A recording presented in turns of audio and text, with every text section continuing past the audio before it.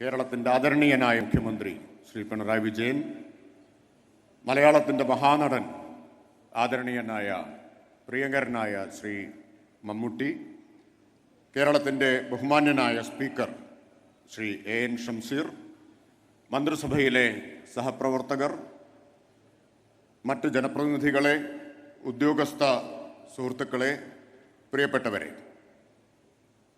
നമ്മുടെ കേരളം, കൊച്ചു കേരളം ഇന്ന് ലോകത്തിൻ്റെ മുമ്പിൽ ഒരു വലിയ കേരളമായി മാറിയിരിക്കുകയാണ്. കേരളത്തിൻ്റെ 69ാം ജന്മദിനത്തിൽ ലോകമെങ്ങുമുള്ള മലയാളികൾക്ക് അവിസ്മരണീയമായ ഒരു അഭിമാന മുഹൂർത്തമായി ഇത് മാറിത്തീർന്നിരിക്കുകയാണ്. രണ്ടാം പിണറായി സർക്കാർ സത്യപ്രതിജ്ഞ ചെയ്ത് അധികാരമേറ്റ ശേഷം ആദ്യം ചേർന്ന മന്ത്രിസഭാ യോഗത്തിലെടുത്ത ഒന്നാമത്തെ തീരുമാനം അതിദാരിദ്ര്യം നിർമ്മാർജ്ജനം ചെയ്യുന്നതിന് ഒരു സമഗ്രമായ പദ്ധതി നടപ്പാക്കും എന്നതായിരുന്നു. 2021 മെയ് മാസം 25-ാം തീയതി വൈകുന്നേരം ബഹുമാന്യനായ മുഖ്യമന്ത്രി മന്ത്രിസഭായോഗ തീരുമാനം പത്രസമ്മേളനത്തിൽ പ്രഖ്യാപിച്ചു. അന്ന് മുതൽ ഈ 4.5 വർഷം കേരളത്തിൽ ബഹുമാന്യനായ മുഖ്യമന്ത്രി മുതൽ വാർഡ് മെമ്പർ വരെയുള്ള രാഷ്ട്രീയ നേതൃത്വവും ചീഫ് സെക്രട്ടറി മുതൽ പഞ്ചായത്ത് സെക്രട്ടറി വരെയുള്ള ഉദ്യോഗസ്ഥ സംവിധാനവും ജനങ്ങളാകെയും ഒറ്റക്കെട്ടായി ഈ ലക്ഷ്യം സാക്ഷാത്കരിക്കുന്നതിന് വേണ്ടിയിട്ടുള്ള പ്രവർത്തനങ്ങൾക്ക് നേതൃത്വം കൊടുക്കുകയാണ്. ആ പ്രവർത്തനങ്ങളിലൂടെയാണ് ഇന്ന് ഇന്ത്യയിൽ ആദ്യമായി അതിദാരിദ്ര്യം നിർമ്മാർജ്ജനം ചെയ്യുന്ന, ലോകത്ത് ചൈനയ്ക്ക് ശേഷം രണ്ടാമത് അതിദാരിദ്ര്യം നിർമ്മാർജ്ജനം ചെയ്യുന്ന പ്രദേശം എന്ന ചരിത്ര നേട്ടത്തിലേക്ക് കേരളം എത്തിച്ചേരുന്നത്. ഈ സർക്കാരിൻ്റെ ആദ്യ തീരുമാനമായിരുന്നു ഇത് എന്ന് പറയുമ്പോൾ ഈ ഗവൺമെന്റിന്റെ പ്രതിബദ്ധത എന്താണ്, മുൻഗണന എന്താണ് എന്നത് തെളിയിക്കുകയാണ്. മഹാത്മാഗാന്ധിയുടെ വാക്കുകൾ അനുസ്മരിപ്പിക്കുന്ന വിധത്തിൽ വരിയിൽ ഏറ്റവും അവസാനം നിൽക്കുന്ന ദുർബലനും അതീവ ദരിദ്രനുമായ മനുഷ്യന്റെ മുഖമോർക്കുക ഏതൊരു തീരുമാനമെടുക്കുമ്പോഴും എന്ന വാക്കുകളെ അനുസ്മരിപ്പിക്കുന്ന വിധത്തിലാണ് ശ്രീ പിണറായി വിജയന്റെ നേതൃത്വത്തിലുള്ള ഈ സർക്കാർ ഭരണ തുടർച്ച കിട്ടിയ സന്ദർഭത്തിൽ ആദ്യം തന്നെ ആ മനുഷ്യരുടെ മുഖങ്ങൾ ഓർത്തത്. അങ്ങനെ നടപ്പാക്കിയിട്ടുള്ള ഈ പദ്ധതി ഇന്നൊരു ചരിത്ര വിജയത്തിൽ എത്തിയിരിക്കുകയാണ്. ബഹുമാനപ്പെട്ട മുഖ്യമന്ത്രി ഇത് പ്രഖ്യാപിച്ചത് മുതൽ തദ്ദേശ സ്ഥാപനങ്ങളുടെ നേതൃത്വത്തിൽ താഴെത്തട്ടിൽ ഇത് നടപ്പിലാക്കാൻ വേണ്ടിയിട്ടുള്ള പ്രവർത്തനങ്ങൾ ആരംഭിച്ചു. അന്നതിന് നേതൃത്വം കൊടുത്ത ബഹുമാന്യനായ അന്നത്തെ തദ്ദേശ മന്ത്രി Shri M V Govindan master സദസ്സിന്റെ മുൻനിരയിലിരിപ്പുണ്ട്.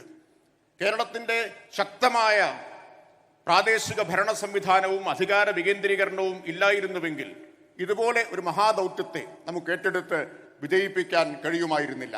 അതുകൊണ്ട് തന്നെ ഈ ചരിത്ര നേട്ടം മലയാളികൾക്കാകെ എന്നതുപോലെ, സർക്കാരിന് എന്നതുപോലെ ഓരോ തദ്ദേശ സ്ഥാപനത്തിനും തദ്ദേശ സ്ഥാപനത്തിലെ ജനപ്രതിനിധികൾക്കും അഭിമാനിക്കാവുന്ന ഒരു നേട്ടം കൂടിയാണ്.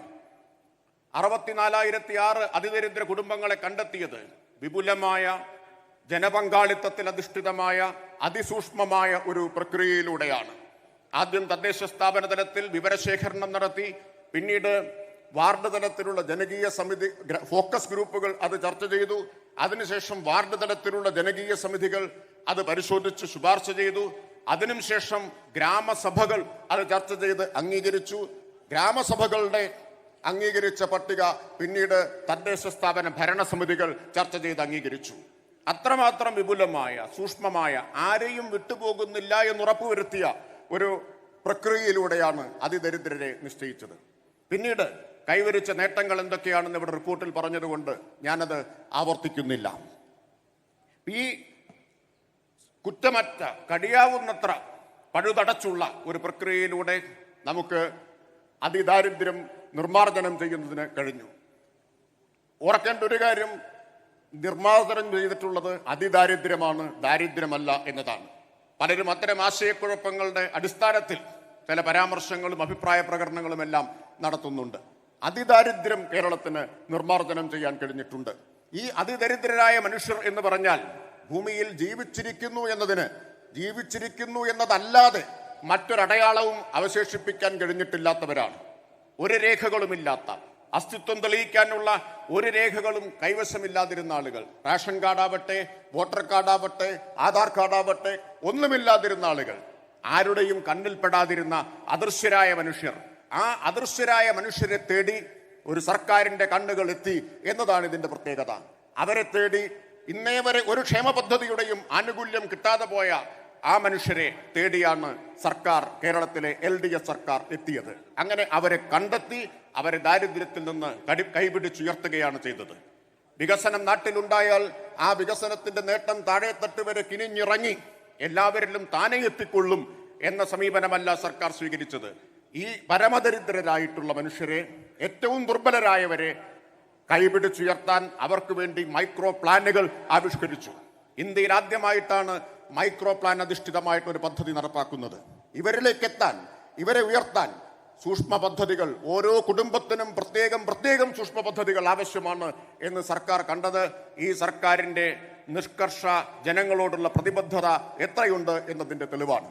ഈ പദ്ധതി നടപ്പിലാക്കുന്നതിന്റെ ഓരോ ഘട്ടത്തിലും ബഹുമാനപ്പെട്ട മുഖ്യമന്ത്രിയുടെ നേതൃത്വം, അദ്ദേഹത്തിന്റെ കണ്ണെത്താത്ത ഒരു മേഖലയും ഉണ്ടായിരുന്നില്ല. അദ്ദേഹത്തിന്റെ തുടർച്ചയായിട്ടുള്ള അവലോകന യോഗങ്ങൾ, നിരീക്ഷണം, ആ മാർഗനിർദ്ദേശങ്ങൾ, അതിന് കീഴിലാണ് കേരളത്തിൽ എല്ലാ സർക്കാർ വകുപ്പുകളും ഏകോപിച്ച് മുഴുവൻ സർക്കാർ വകുപ്പുകളും ഒരേ മനസ്സോടുകൂടി പ്രവർത്തിച്ച് വകുപ്പുകളുടെ മതിലുകൾ ഇല്ലാതായി തദ്ദേശ സ്ഥാപനങ്ങൾ മുഴുവൻ ഒറ്റക്കെട്ടായി കക്ഷി രാഷ്ട്രീയത്തിന് അതീതമായി അണിനിരന്നാണ് ഈ പ്രവർത്തനം നടത്തിയിട്ടുള്ളത്. ഇന്ന് ഈ പ്രവർത്തനത്തിലൂടെ നാം നവകേരളത്തിലേക്ക് ഒരു മഹത്തായ ചുവട് വയ്ക്കുകയാണ്. 20-ാം നൂറ്റാണ്ടിൽ ജാതി ജന്മി നാടുവാഴിത്ത വ്യവസ്ഥ അടിച്ചേൽപ്പിച്ച ദുരിതങ്ങളുടെ വേദനകളെ കുഴിവെട്ടി മൂടി മതനിരപേക്ഷ ജനാധിപത്യ കേരളത്തിന്റെ ശക്തിയിലേക്ക് നാം കുതികൊണ്ടതുപോലെ 21-ാം നൂറ്റാണ്ടിൽ മനുഷ്യാന്തസ്സിനെ ഉയർത്തിപ്പിടിച്ചുകൊണ്ട് ഈ നാട്ടിൽ എല്ലാവർക്കും അന്തസ്സോടുകൂടി ജീവിക്കാനുള്ള അവകാശമുണ്ട് എന്ന തത്വമുയർത്തിപ്പിടിച്ചുകൊണ്ട് കേരളം നവകേരളത്തിലേക്ക് ശ്രദ്ധേയമായ ഒരു ചുവടുവെപ്പ് നടത്തുകയാണ്. ചെറുപുഞ്ചിരി തന്നെയും ഭൂമിയെ പരമാനന്ദ നിവാസമാക്കിയിടും എന്ന് കുമാരനാശാൻ പാടിയതുപോലെ ഇന്ന് കേരളപ്പിറവി ദിനത്തിൽ, ഈ 69-ാം പിറന്നാൾ ദിനത്തിൽ 64,006 കുടുംബങ്ങളിൽ ഉയരുന്ന ചെറുപുഞ്ചിരികൾ ഈ മലയാളക്കരയെ മുഴുവൻ ആനന്ദത്തിൽ ആറാടിക്കുകയാണ്, മലയാളികളെ മുഴുവൻ ആഹ്ലാദഭരിതരാക്കുകയാണ്. ഈ ചരിത്ര മുഹൂർത്തത്തിൽ ഇതിൽ പങ്കാളികളായ, ഇതിൽ ഭാഗഭാക്കായ മുഴുവൻ ആളുകളെയും തദ്ദേശ സ്വയംഭരണ വകുപ്പിനും സർക്കാരിനും വേണ്ടി അവരോടുള്ള നന്ദി അറിയിച്ചുകൊണ്ട് ഞാൻ എൻ്റെ അധ്യക്ഷ പ്രസംഗം ചുരുക്കുന്നു. എല്ലാവർക്കും സ്നേഹാഭിവാദനങ്ങൾ. മന്ത്രി MP രാജേഷ് അധ്യക്ഷ പ്രസംഗം നടത്തുകയായിരുന്നു. ഇനി മുഖ്യമന്ത്രി പിണറായി വിജയൻ അടക്കമുള്ളവരാണ് അതിൽ സംസാരിക്കേണ്ടത്. മന്ത്രി MP രാജേഷ് വലിയ രാഷ്ട്രീയ പ്രതികരണങ്ങൾ നടത്തിയില്ല. അതേസമയം തന്നെ ഉയരുന്ന വിയോജിപ്പുകളെ പറ്റി പരാമർശിച്ചു പോവുകയും ചെയ്തു. തെറ്റിദ്ധാരണ കൊണ്ടുണ്ടാകുന്ന വിയോജിപ്പുകളാണെന്ന് മന്ത്രി. ലോകത്തെവിടെയായാലും ഏത് സമയത്തും 24 വാർത്തകളും ഓഗ്മെന്റഡ് റിയാലിറ്റി പാക്കേജുകളും എക്സ്പ്ലെയിനറുകളും വിശദമായി കാണാൻ ഞങ്ങളുടെ YouTube ചാനൽ നിങ്ങൾക്ക് സബ്സ്ക്രൈബ് ചെയ്യാം.